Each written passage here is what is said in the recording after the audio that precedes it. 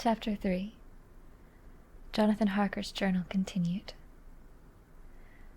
When I found that I was a prisoner, a sort of wild feeling came over me. I rushed up and down the stairs, trying every door and peering out of every window I could find. But after a little, the conviction of my helplessness overpowered all other feelings. When I look back after a few hours, I think I must have been mad for the time, for I behaved much as a rat does in a trap. When, however, the conviction had come to me that I was helpless, I sat down quietly as I have ever done anything in my life, and began to think over what was best to be done. I am thinking still, and as yet have come to no definite conclusion. Of one thing only I am certain, that it is no use making my ideas known to the Count. He knows well that I am imprisoned, and as he has done it himself, and has doubtless his own motives for it, he would only deceive me if I trusted him fully with the facts. So, far as I can see, my only plan will be to keep my knowledge and my fears to myself, and my eyes open. I am, I know, either being deceived, like a baby, by my own fears, or else I am in desperate straits. And if the latter be so, I need and shall need all my brains to get through. I had hardly come to this conclusion when I heard the great door below shut, and knew that the Count had returned. He did not come at once into the library, so I went cautiously to my own room and found him making the bed. This was odd, but only confirmed what I had all along thought, that there were no servants in the house. When later I saw him through the chink of the hinges of the door laying the table in the dining room, I was assured of it. For if he does himself all these menial offices, surely it is proof that there is no one else in the castle. It must have been the Count himself who was the driver of the coach that brought me here. That is a terrible thought. For if so, what does it mean that he can control the wolves as he did, by only holding up his hands for silence? How was it that all the people at Bistritz and on the coach had some terrible fear for me? What meant the giving of the crucifix, of the garlic, of the wild rose, of the mountain ash? Bless that good woman who hung the crucifix around my neck, for it is a comfort and a strength to me whenever I touch it. It is odd that a thing which I have been taught to regard with disfavor and as idolatrous should be, in a time of loneliness and trouble, of help. Is it that there is something in the essence of the thing itself? Or that it is a medium, a tangible help, in conveying memories of sympathy and comfort? Some time, if it may be, I must examine this matter and try to make up my mind about it. In the meantime, I must find out all I can about Count Dracula, as it may help me to understand. Tonight he may talk of himself, if I turn the conversation that way. I must be very careful, however, not to awake his suspicion. Midnight. I have had a long talk with the Count. I asked him a few questions on Transylvanian history, and he warmed up to the subject wonderfully. In his speaking of things and people, and especially of battles, he spoke as if he had been present at them all. This, he afterwards explained, by saying that to a boyar, the pride of his house and name is his own pride, that their glory is his glory, and that their fate is his fate. Whenever he spoke of his house, he always said, "we," and spoke almost in the plural, like a king speaking. I wish I could put down all he said exactly as he said it, for to me it was most fascinating. It seemed to have in it a whole history of the country. He grew excited as he spoke, and walked about the room, pulling his great white moustache, and grasping anything on which he laid his hands as though he would crush it by main strength. One thing he said, which I shall put down as nearly as I can, for it tells, in its way, the story of his race. We Sekalis have a right to be proud, for in our veins flows the blood of many brave races who fought as the lion fights, for lordship. Here, in the whirlpool of European races, the Ugric tribe bore down from Iceland the fighting spirit which Thor and Woden gave them, which their berserkers displayed to such fell intent on the seaboards of Europe. Aye, and of Asia and Africa too, till the peoples thought that the werewolves themselves had come. Here too, when they came, they found the Huns, whose warlike fury had swept the earth like a living flame. 'Tis the dying peoples held that in their veins ran the blood of those old witches, who, expelled from Scythia, had mated with the devils in the desert. Fools! What devil or what witch was ever so great as Attila, whose blood is in these veins? He held up his arms. Is it a wonder that we are a conquering race, that we are proud, that when the Magyar, the Lombard, the Avar, the Bulgar, or the Turk poured his thousands on our frontiers, we drove them back? Is it strange that when Arpad and his legions swept through the Hungarian fatherland, he found us here when he reached the frontier, that the Hohenfogelas was completed here?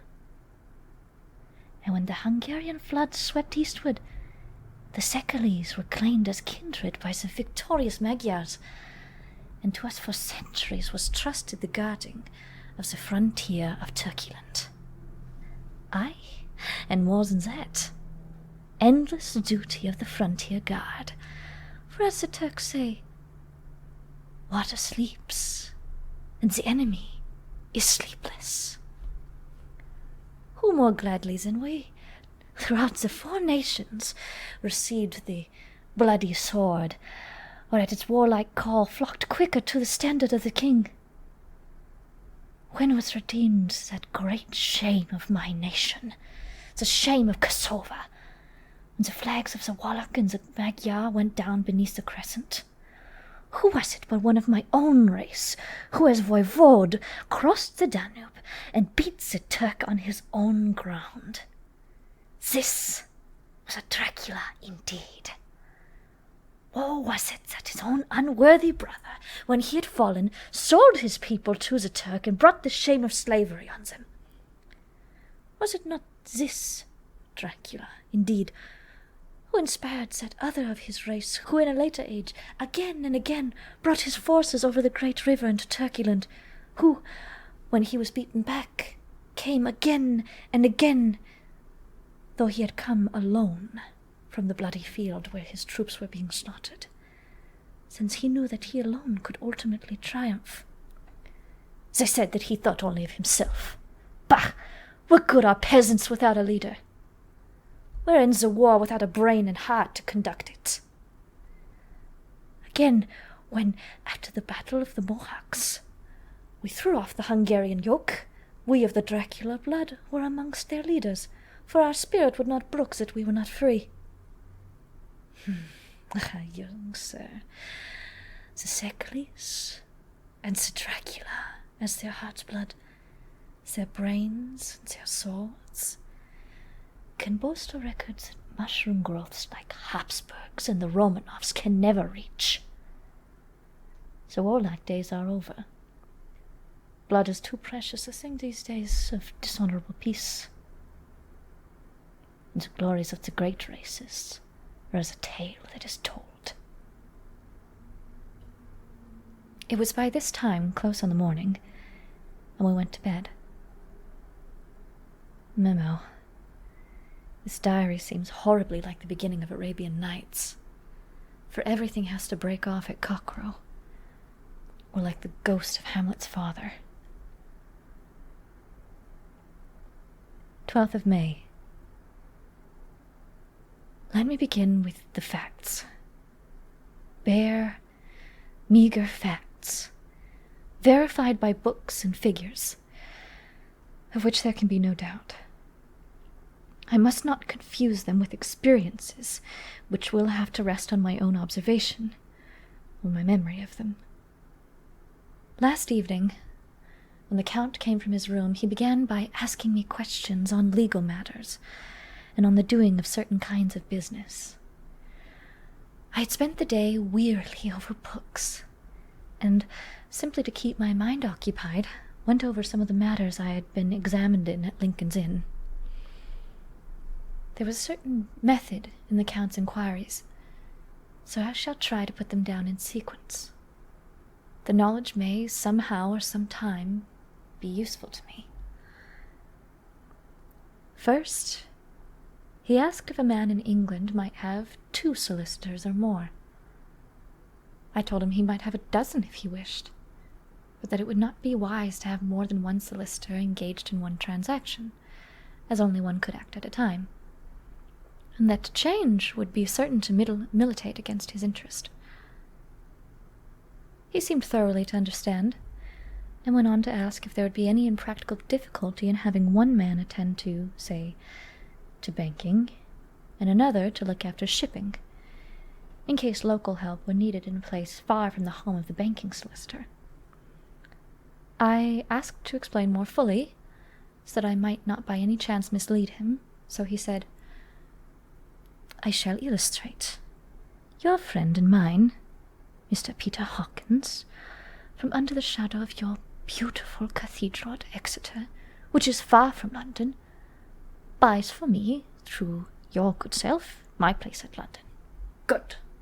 Now, here, let me say frankly, lest you should think it strange that I have sought the services of one so far off from London instead of some one resident there, that my motive was that no local interest might be served save my wish only, and as one of London residents might, perhaps, have some purpose of himself or friend to serve, I went thus afield to seek my agent, whose labours should be only to my interest.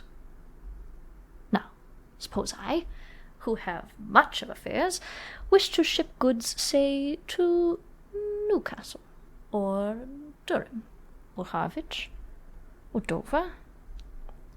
Might it not be it could be with more ease done by consigning to one in these ports?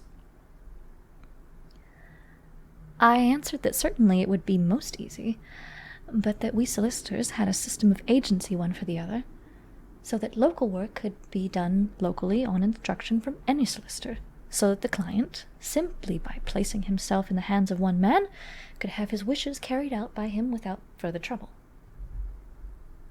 "But," said he, "I could be at liberty to direct myself.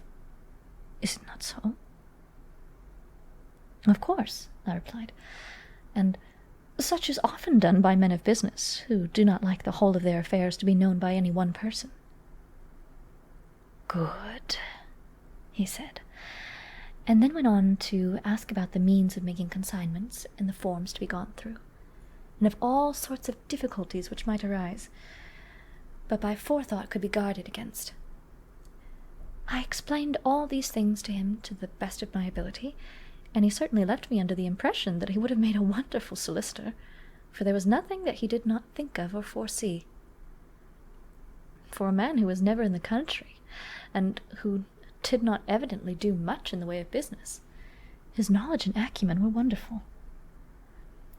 When he had satisfied himself on these points of which he had spoken, and I had verified all as well as I could by the books available, he suddenly stood up and said, "Have you written since your first letter to our friend Mr. Peter Hawkins, or to any other?" It was with some bitterness in my heart that I answered that I had not, that as yet I had not seen any opportunity of sending letters to anybody. "Then write now, my young friend," he said, laying a heavy hand on my shoulder. "Write to our friend, and to any other, and say, if it will please you, that you shall stay with me until a month from now."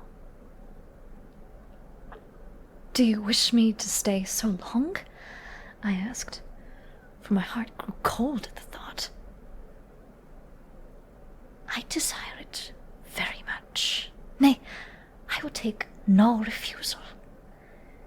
When your master, employer, what you will, engaged that someone should come on his behalf, it was understood that my needs only were to be consulted.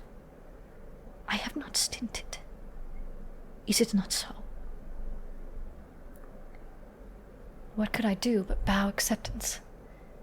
It was Mr. Hawkins' interest, not mine, and I had to think of him, not myself. And besides, while Count Dracula was speaking, there was that in his eyes and in his bearing which made me remember that I was a prisoner, and that if I wished it, I could have no choice. The Count saw his victory in my bow, and his mastery in the trouble of my face, for he began at once to use them, but in his own smooth, resistless way. "I pray you, my good young friend, that you will not discourse of things others than business in your letters.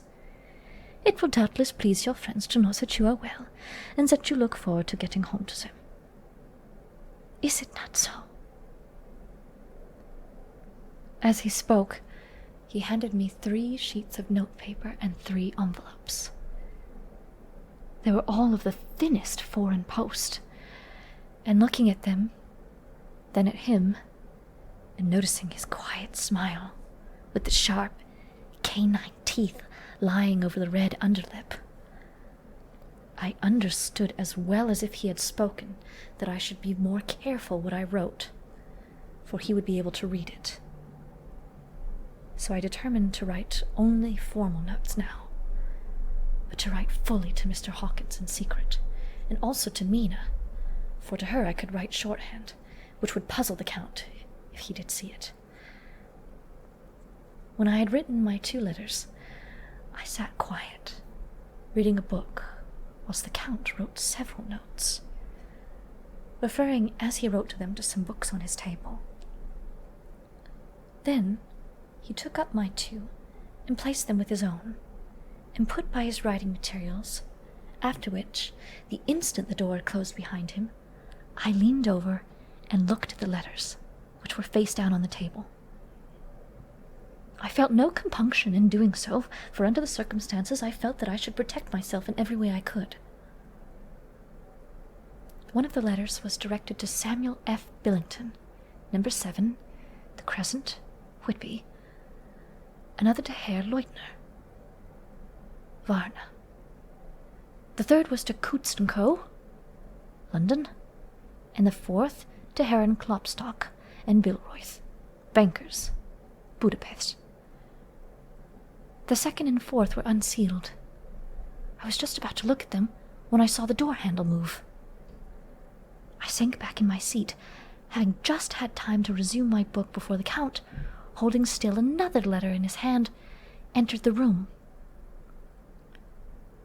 He took up the letters on the table and stamped them carefully. Then, turning to me, said, "I trust you will forgive me, but I have much work to do in private this evening. You will, I hope, find all things as you wish." At the door he turned, and after a moment's pause said, "Let me advise you, my dear young friend. Nay, let me warn you, in all seriousness, that should you leave these rooms, you will not, by any chance, go to sleep in any other part of the castle. It is old and has many memories, and there are bad dreams for those who sleep unwisely. Be warned. Should sleep now or ever overcome you, or be like to do, then haste to your own chamber or to these rooms, for your rest will then be safe. But if you be not careful in this respect, then—" He finished his speech in a gruesome way, for he motioned with his hands as if he were washing them. I quite understood. My only doubt was as to whether any dream could be more terrible than the unnatural, horrible net of gloom and mystery which seemed to be closing around me.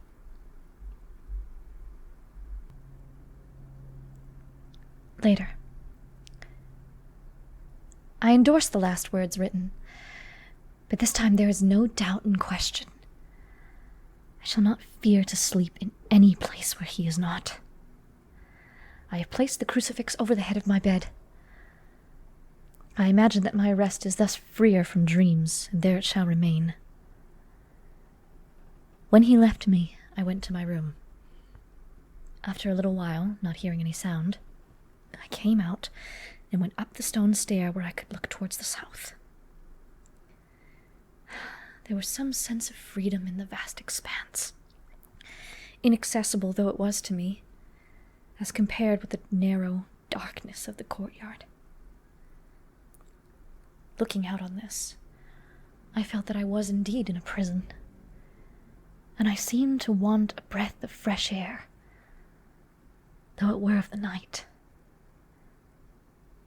I am beginning to feel this nocturnal existence tell on me. It is destroying my nerve. I start at my own shadow, and am full of all sorts of horrible imaginings. God knows there is ground for my terrible fear in this accursed place. I looked out over the beautiful expanse, bathed in soft yellow moonlight till it was almost as light as day. In the soft light, the distant hills become melted, and the shadows in the valleys and gorges of velvety blackness. The mere beauty seemed to cheer me. There was peace and comfort in every breath I drew.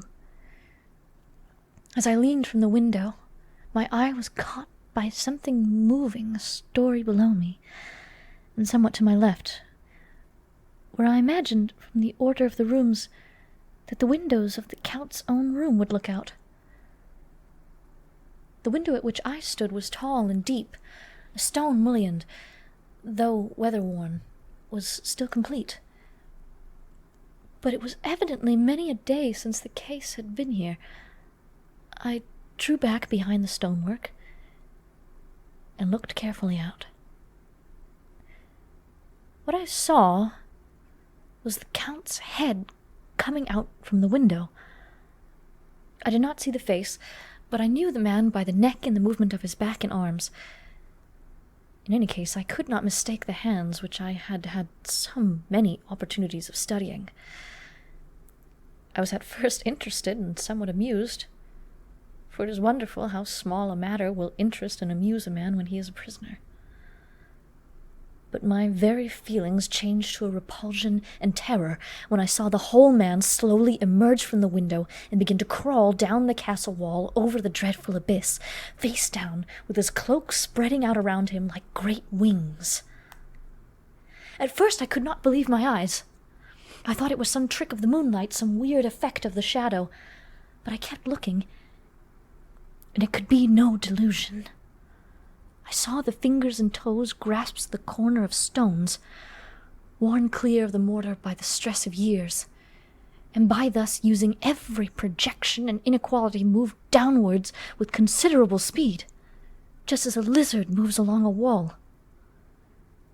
What manner of man is this, or what manner of creature is it in the semblance of a man?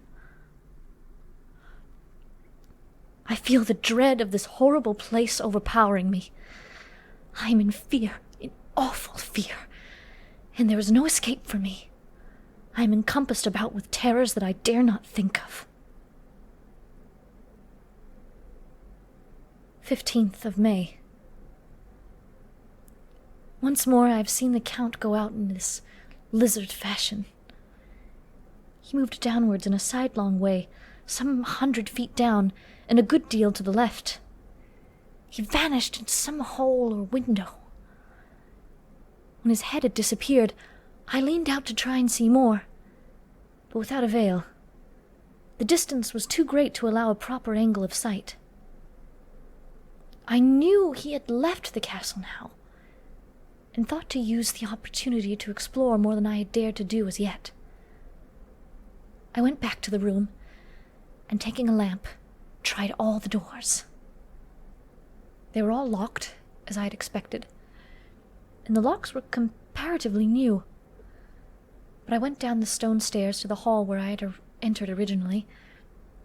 I found I could pull back the bolts easily enough and unhook the great chains. But the door was locked, and the key was gone. That key must be in the Count's room. I must watch, should his door be unlocked, so that I may get it and escape. I went on to make a thorough examination of the various stairs and passages, and to try the doors that opened from them. 1 or 2 small rooms near the hall were open, but there was nothing in them to see except old furniture, dusty with age and moth-eaten. At last, however, I found one door at the top of the stairway which, though it seemed locked, gave a little under pressure. I tried it harder, and found that it was not really locked, but that the resistance came from the fact that the hinges had fallen somewhat, and the heavy door rested on the floor. Here was an opportunity which I might not have again, so I exerted myself, and with many efforts forced it back so that I could enter. I was now in a wing of the castle, further to the right than the rooms I knew, and a story lower down. From the windows I could see that the suite of rooms lay along the south of the castle, the windows of the end room looking out both west and south. On the latter side, as well as to the former, there was a great precipice. The castle was built on the corner of a great rock, so that on 3 sides it was quite impregnable, and great windows were placed there where sling or bow or culverin could not reach, and consequently light and comfort, impossible to a position which had to be guarded or secured. To the west was a great valley, and then, rising far away, great jagged mountain fastness, rising peak upon peak, the sheer rocks studded with mountain ash and thorn, whose roots clung in cracks and crevices and crannies of the stone. This was evidently the portion of the castle occupied by the ladies in bygone days, for the furniture had more an air of comfort than any I'd seen. The windows were curtainless, and the yellow moonlight, flooding in through the diamond panes, enabled one to see even colors, whilst it softened the wealth of dust which lay over all, and disguised in some measure the ravages of time and moth. My lamp seemed to be of little effect in the brilliant moonlight, but I was glad to have it with me, for there was a dread loneliness in the place which chilled my heart and made my nerves tremble. Still, it was better than living alone in the rooms which I had come to hate from the presence of the Count, and after trying a little to school my nerves, I found a soft quietude come over me. Here I am, sitting at a little oak table where in old times possibly some fair lady sat to pen, with much thought and many blushes, her ill-spelt love letter, and writing in my diary in shorthand all that has happened since I closed it last. It is the 19th century up to date with a vengeance. And yet, unless my senses deceive me, the old centuries had, and have, powers of their own which mere modernity cannot kill. Later, the morning of the 16th of May. God preserve my sanity, for to this I am reduced. Safety and the assurance of safety are things of the past. Whilst I live on here, there is one thing to hope for: that I may not go mad, if indeed I be not mad already. If I be sane, then surely it is maddening to think of all the foul things that lurk in this hateful place, that the Count is the least dreadful to me, that to him alone I can look for safety, even though this be only whilst I can serve his purpose. Great God! let me be calm, for out of that way lies madness indeed. I begin to get new lights on certain things which have puzzled me. Up to now, I never quite knew what Shakespeare meant when he made Hamlet say, "My tablets! Quick, my tablets! 'Tis meet that I put it down," etc. For now, feeling as though my own brain were unhinged, or as if the shock had come which must end in its undoing, I turned to my library for repose. The habit of entering accurately must help soothe me. The Count's mysterious warning frightened me at the time. It frightens me more not when I think of it, for in the future he has a fearful hold upon me. I shall fear to doubt what he may say. When I had written in my diary and had fortunately replaced the book and pen in my pocket, I felt sleepy. The Count's warning came into my mind, but I took pleasure in disobeying it. The sense of sleep was upon me, and with it, the obstinacy which sleep brings as an outrider. The soft moonlight soothed, and the wide expanse without gave a sense of freedom which refreshed me. I determined not to return tonight to the gloom-haunted rooms, but to sleep here, where, of old, ladies had sat and sung and lived sweet lives, whilst their gentle breasts were sad for their menfolk away in the midst of remorseless wars. I drew a great couch out of its place near the corner, so that as I lay, I could look at the lovely view to the east and south, and unthinking of and uncaring for the dust, composed myself for sleep. I suppose I must have fallen asleep. I hope so. But I fear, for all that followed was startlingly real. So real that now sitting here in the broad, full sunlight of the morning, I cannot in the least believe that it was all sleep. I was not alone. The room was the same, unchanged in any way since I came into it. I could see along the floor in the brilliant moonlight my own footsteps marked where I had disturbed the long accumulation of dust. In the moonlight opposite me were 3 young women, ladies by their dress and manner. I thought at the time I must be dreaming when I saw them. They threw no shadow on the floor. They came close to me and looked at me for some time, then whispered together. 2 were dark and had high aquiline noses, like the Count. Great, dark, piercing eyes that seemed to be almost red when contrasted with the pale yellow moon. The other was fair as can be, with great masses of golden hair and eyes like pale sapphires. I seemed to know her face, and to know it in connection with some dreamy fear, but I could not recollect at that moment how or where. All 3 had brilliant white teeth that shone like pearls against the ruby of their voluptuous lips. There was something about them that made me uneasy, some longing and at the same time some deadly fear. I felt in my heart a wicked, burning desire that they would kiss me with those red lips. It is not good to note this down, lest some day it should meet Mina's eyes and cause her pain. But it is the truth. They whispered together, and then they all 3 laughed, such a silvery, musical laugh, but as hard as though a sound had never come through the softness of human lips. It was like the intolerable, tingling sweetness of water glasses when played upon by a cunning hand. The fair girl shook her head coquettishly, and the other 2 urged her on. One said, "Go on. You are the first, and we shall follow. Yours is the right to begin." The other added, "He is young and strong. There are kisses for us all."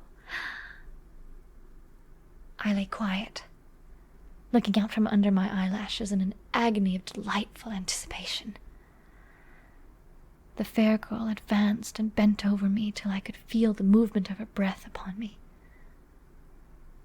Sweet it was, in one sense, honey-sweet, and sent the same tingling through the nerves as her voice, but with a bitter underlying the sweet, a bitter offensiveness, as one smells in blood. I was afraid to raise my eyelids, but looked out and saw perfectly under the lashes. The girl went on her knees and bent over me, simply gloating.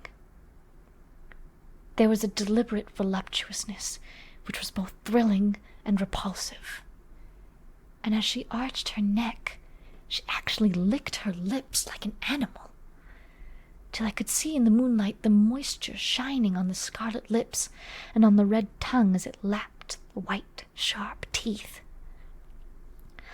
Lower and lower went her head as the lips went below the range of my mouth and chin, and seemed to fasten on my throat. Then she paused, and I could hear the churning sound of her tongue as it licked her teeth and lips, and I could feel the hot breath on my neck. Then the skin of my throat began to tingle as one's flesh does when the hand that is to tickle it approaches nearer and nearer. I could feel the soft, shivering touch of the lips on the supersensitive skin of my throat, and the hard dents of two sharp teeth, just touching and pausing there. I closed my eyes in languorous ecstasy, and waited with a beating heart. But at that instant, another sensation swept through me as quick as lightning. I was conscious of the presence of the Count, and of his being as if lapped in a storm of fury. As my eyes opened involuntarily, I saw his strong hand grasp the slender neck of the fair woman, and with giant's power drew it back.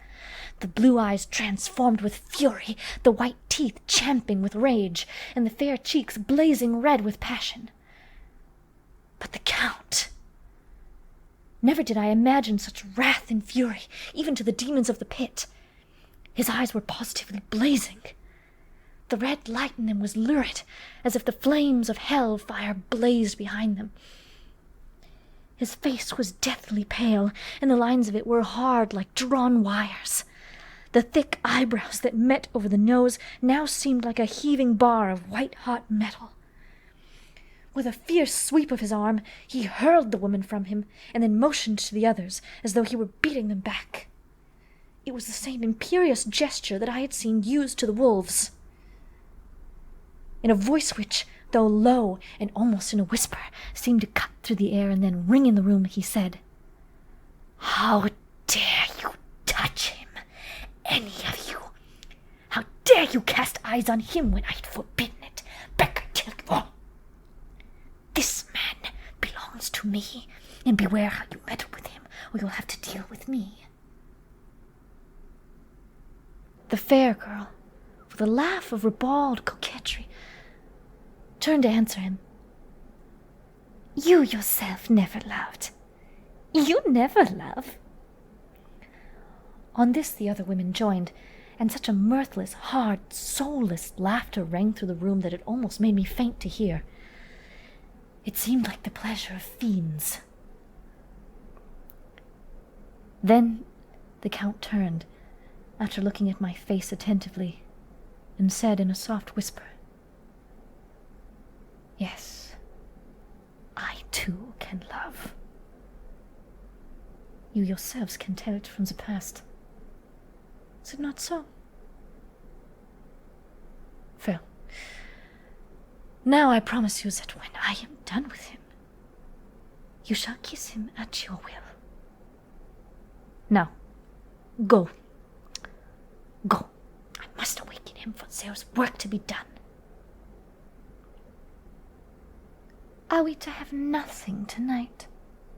said one of them, with a low laugh, as she pointed to the bag which he had thrown upon the floor, and which moved as though there were some living thing within it. For answer, he nodded his head. One of the women jumped forward and opened it.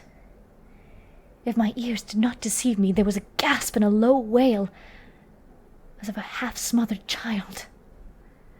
The women closed around, whilst I was aghast with horror. But as I looked, they disappeared, and with them the dreadful bag. There was no door near them, and they could not have passed me without my noticing. They seemed simply to fade into the rays of the moonlight and pass out through the window, for I could see outside the dim, shadowy forms for a moment before they entirely faded away. Then the horror overcame me, and I sank down unconscious.